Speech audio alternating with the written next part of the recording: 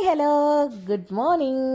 Video വരുന്നത് വൈകിട്ടാണ്, പക്ഷേ വീഡിയോ എടുത്തത് രാവിലെ ആയതുകൊണ്ടാട്ടോ ഗുഡ് മോർണിംഗ് പറയുന്നത്. ഇന്ന് നമ്മുടെ ചാനലിൽ ഒരു day in my life video ആണ്, ഫുള്ളില്ല, ഒരു half day in my life video ആണ്.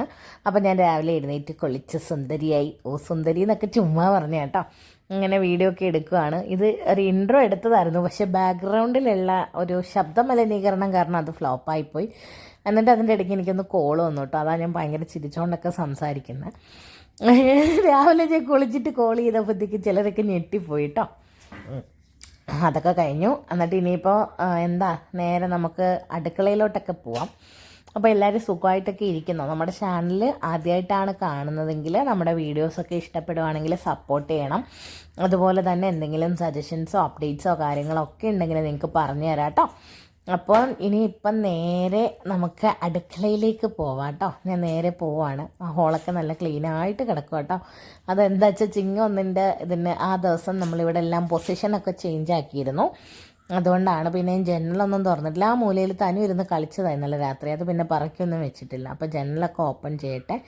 ഈ ജനൽ നമ്മളിപ്പോൾ റീസെൻ്റായിട്ട് ഓപ്പൺ ചെയ്യാൻ തുടങ്ങി. കാരണം ഇവിടെ ആയിരുന്നു മുൻപ് TV സ്റ്റാൻഡൊക്കെ ഇരുന്നത്. ഇപ്പോഴാണ് ഞങ്ങളതിൻ്റെ പൊസിഷനൊക്കെ മാറ്റിയത്.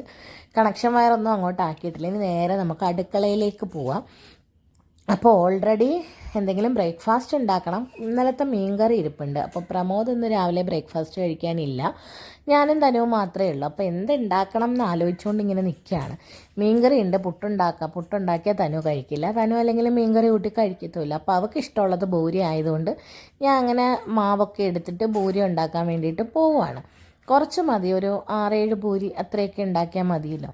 ഞങ്ങൾക്ക് മാത്രം മതി ആയതുകൊണ്ട് ഞാനിങ്ങനെ പാത്രങ്ങളൊക്കെ പരതിക്കൊണ്ടിരിക്കുക. അങ്ങനെ മാവൊക്കെ എടുത്തു, ബൂരിയൊക്കെ ഉണ്ടാക്കാനുള്ള കാര്യങ്ങളൊക്കെ ചെയ്യുകയാണ് കേട്ടോ. സ്പൂൺ എടുക്കുക, സ്പൂണ് മുകളിലാണ്. അങ്ങനെ സ്പൂണൊക്കെ എടുത്തു, അതിനകത്ത് വല്ലതും ഉണ്ടോയെന്നൊക്കെ നോക്കി. എന്നിട്ട് ഓൾറെഡി കഴുകി കമത്തിയൊക്കെ വെച്ചിരിക്കുന്ന സാധനങ്ങളാണ്. എൻ്റെ മുഖം എന്താ ഭയങ്കര ഗൗരവത്തിൽ ഇരിക്കുന്നതെന്ന് അറിയില്ല. അതിൻ്റെ ഇടയ്ക്ക് ആരോ കോളിംഗ് ബെൽ അടിച്ചു. ഞാനിങ്ങനെ നോക്കിയപ്പോൾ അപ്പുറത്തെ അമ്മയായിരുന്നു കേട്ടോ, എന്തോ മുളക് മല്ലി ഇടാൻ വേണ്ടിയിട്ട് വന്നത്. അപ്പം എന്നോടത് പറഞ്ഞിട്ട് പോയി. അങ്ങനെ ഞാൻ നേരെ മാവൊക്കെ എടുത്തിട്ട് അങ്ങനെ കുഴയ്ക്കാനുള്ള സെറ്റപ്പിലേക്ക് പോവാണ്. ഉപ്പൊക്കെ എടുത്തു.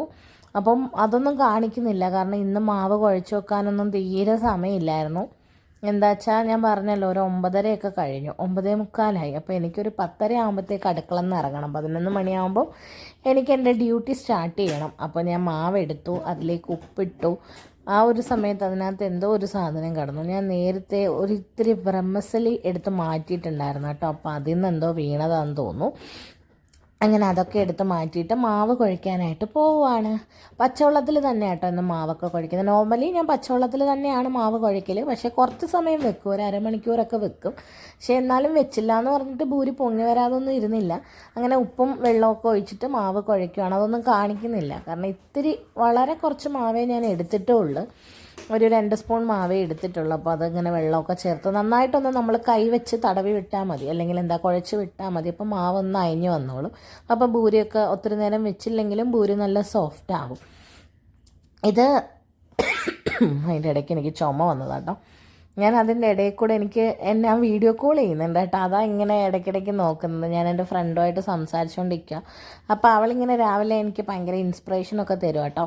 വീഡിയോ എടുക്കടി, വീഡിയോ എടുത്തെടുത്ത് വരുമ്പോഴല്ലേ അത് മാറുന്നതെന്ന്. ചെറിയ സ്റ്റാർട്ടിങ് ട്രബിളൊക്കെ എനിക്കുണ്ട്. കാണുന്നത് തനുവിൻ്റെ ഊഞ്ഞാലാണ്.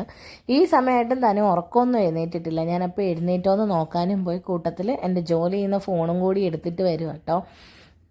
കാരണം ഇതിൽ മെസ്സേജൊക്കെ വന്നാൽ അറിയണ്ടേ. അതെടുത്ത് ഞാൻ അടുക്കളയിൽ വെച്ചു. എന്നിട്ട് ഞാനിങ്ങനെ ജോലി ചെയ്യും. അതിൻ്റെ ഇടയ്ക്ക് ഞാൻ അവളോട് സംസാരിക്കുകയും ചെയ്യുന്നുണ്ട്, ക്യാമറയ്ക്ക് പോസും ചെയ്യുന്നുണ്ട് കേട്ടോ. അങ്ങനെ മാവെല്ലാം കുഴച്ച് തീർന്നപ്പോഴത്തേക്ക് അവൾ കോള് വെച്ചു. അതാണ് ഞാൻ നാക്കടക്കി ഇങ്ങനെ ഇരിക്കുന്നത്. ഞാനിങ്ങനെ എന്തെങ്കിലും ചെയ്യുമ്പോൾ എൻ്റെ മുഖം ഇത്തിരി ഗൗരവത്തിലാവും. അതങ്ങനെയാണ്. ഇവിടെ പ്രമോദ് എന്നെ എപ്പോഴും കളിയാക്കും, എന്തോ ഒരു പേര് പറഞ്ഞിട്ട് കളിയാക്കും. അങ്ങനെ താണ്ട നമ്മുടെ മാവൊക്കെ കുഴച്ചെടുത്തു. ഇനി നമുക്ക് ടൈൽസിൽ വെച്ചിട്ടൊന്ന് നന്നായിട്ട് പേച്ചെടുക്കാം. എന്നിട്ട് ഇപ്പം തന്നെ ഞാൻ ചുടാനായിട്ട് പോവാട്ടോ, അല്ലാണ്ട് ഇനി വെച്ചേക്കുന്നൊന്നുമില്ല. ഈ ഒരു സമയത്ത് തന്നെ ഞാൻ പോയിട്ട് ഇരുമ്പേട്ടിയൊക്കെ എടുത്ത് എണ്ണയൊക്കെ ഒഴിച്ച് ഗ്യാസിൽ വെച്ചിട്ടുണ്ടായിരുന്നു. കാരണം ഇനി എനിക്ക് സമയമൊന്നും ഇല്ലല്ലോ, അതുകൊണ്ട് പെട്ടെന്നങ്ങ് ഉണ്ടാക്കാമെന്ന് വിചാരിച്ചു. അങ്ങനെ ഞാൻ മാവൊക്കെ പരത്തി തുടങ്ങി. ആദ്യത്തെ ഭൂരി ഇടുക.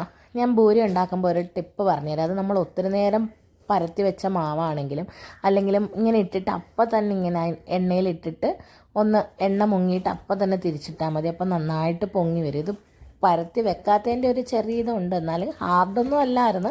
നോർമലി നല്ല പഞ്ഞി പോലെ ആവും. ഞാൻ അതൊരു ദിവസം ഉണ്ടാക്കുന്ന വീഡിയോ കാണിച്ചു തരാം കേട്ടോ. ഇങ്ങനെ ദാണ്ട് ആദ്യത്തെ 2 പൂരിയായി. കുഴപ്പമൊന്നും ഇല്ലായിരുന്നു. പിന്നെ പരത്തി എടുത്തതിൽ ചെറിയ എന്തോ ഒരു മിസ്റ്റേക്ക് ഉണ്ടായിരുന്നു, ആ വെപ്രാളത്തിൽ ചെയ്തതുകൊണ്ട്. പിന്നെ ഞാൻ മീൻകറി കൂട്ടിയിട്ട് കഴിക്കാമെന്ന് വിചാരിച്ചു. തനുവിന് കറിയൊന്നും വേണ്ട, അതുകൊണ്ട് പ്രത്യേകിച്ച് ഇന്ന് കറിയൊന്നും ഉണ്ടാക്കുന്നില്ല. മീൻകറി ഇരിപ്പുണ്ടല്ലോ, അപ്പോൾ പിന്നെ വേണ്ടാന്ന് വിചാരിച്ചു. ഈ സമയത്ത് ഈ പൂരി പൊങ്ങി വന്ന് നിങ്ങളെ കാണിക്കാൻ എടുത്തപ്പോൾ അതിൻ്റെ ഒരു വശം കരിഞ്ഞു. ഞാൻ ഇപ്പോൾ തിരിച്ച് കാണിച്ചു തരാം കേട്ടോ. പിന്നെ കുഴപ്പമില്ല. അങ്ങനെ എൻ്റെ ഏകദേശം ലാസ്റ്റത്തെ പൂരിയും കൂടി ഇടാനായിട്ട് പോവാണ്. അങ്ങനെ പൂരിയുടെ പരിപാടികളൊക്കെ കഴിഞ്ഞു. ആ ലാസ്റ്റത്തെ പൂരി അത്ര ശരിയായിട്ടില്ല. എണ്ണ ഞാനങ്ങ് തീ കുറച്ചിട്ടുണ്ടായിരുന്നു. ഒരു മീഡിയം ഫ്ലെയിമിൽ തന്നെ, അത്യാവശ്യം തീ വന്നതിന് ശേഷം ഒരു മീഡിയം ഫ്ലെയിമിൽ തന്നെ നിൽക്കണമെങ്കിലേ അതിൻ്റെ ആ ഒരു പൂരിയുടെ പഫ്നെസ്സൊക്കെ കറക്റ്റായി വരത്തുള്ളൂ. എന്നിട്ട് അതിന് ശേഷം നമ്മൾ ആ പൂരി ഉണ്ടാക്കിയ സ്ഥലം അങ്ങ് തുടച്ചെടുക്കാമെന്ന് വിചാരിച്ചില്ലെങ്കിൽ ആ എണ്ണ മെഴുക്കിരുന്നിട്ട് ഇപ്പോൾ ഈച്ചയൊക്കെ വരാൻ തുടങ്ങും. പിന്നെ അത് അഴുക്കായ പാത്രവും കൂടിയിട്ടുണ്ട്, അതും കൂടെ കഴുകി വെക്കണം. ആ ഒരു സമയം കൊണ്ട് ഞാൻ ഇവിടെയൊക്കെ തുടച്ചെടുത്തു. പിന്നെ എൻ്റെ അടുക്കള അത്ര ഭയങ്കര ഭംഗിയൊന്നുമല്ല കേട്ടോ. മുന്നത്തെ ഓൾറെഡി നമ്മുടേത് റെൻറ്റഡ് ഹൗസ് ആണല്ലോ, അപ്പോൾ ഇവിടെ ഓൾറെഡി മുന്നേ കുറേ കാലമായിട്ട് ആൾ താമസിച്ചിട്ടുള്ളതായിരുന്നു. അതിനുശേഷം അവർ നമുക്ക് തന്നപ്പോൾ ഓൾമോസ്റ്റ് ചില ഭാഗങ്ങളൊക്കെ പെയിൻ്റ് അടിച്ചാണ് തന്നത്, പക്ഷേ അടുക്കള ഒന്നും ചെയ്തിട്ടൊന്നുമില്ലായിരുന്നു.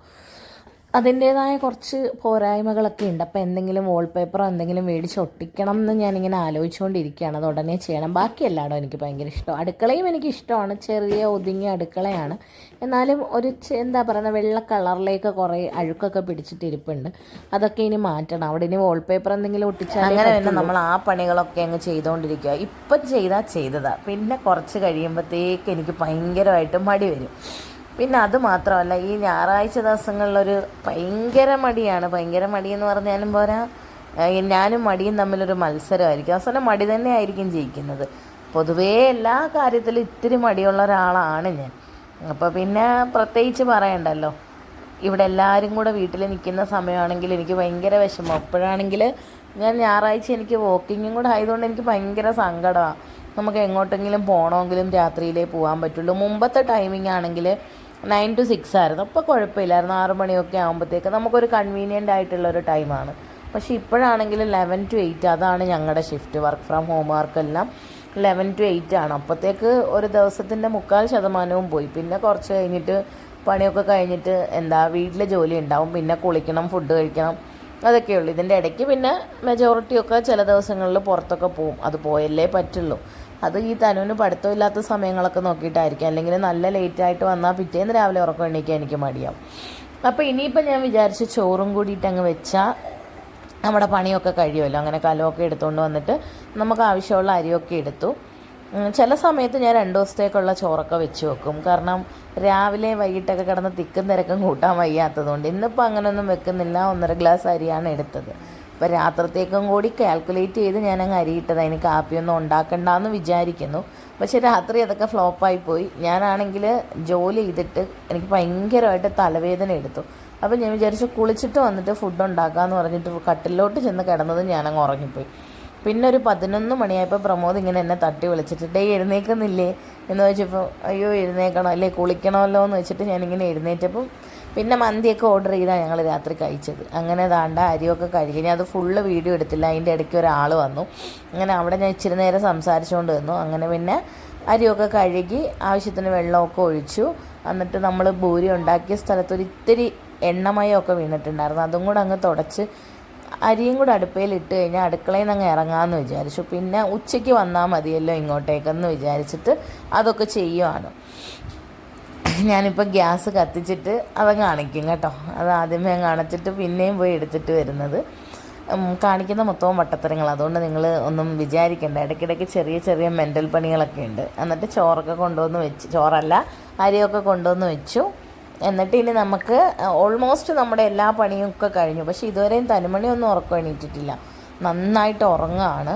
അപ്പം ഞാനിവിടെ എല്ലാം ക്ലീൻ ചെയ്ത് അതൊക്കെ എടുത്ത് വെച്ചിട്ട് അടുക്കളയിൽ നിന്ന് അങ്ങ് പോകാമെന്ന് വിചാരിച്ചു. ഇനി ഫുള്ള് കുക്കിംഗ് കഴിഞ്ഞിട്ട് ഗ്യാസിൻ്റെ പുറം ഒന്ന് സ്ക്രബ്ബർ വെച്ച് കഴുകണം.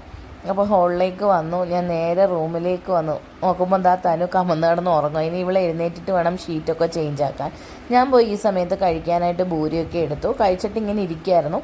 അപ്പോഴത്തേക്ക് മീൻ കൊണ്ടുവരുന്ന മാമൻ വന്നു. വേറെ ഒരു മീനും ഇല്ലായിരുന്നു, കുറച്ച് നെത്തോലി മാത്രമേ ഉള്ളായിരുന്നു.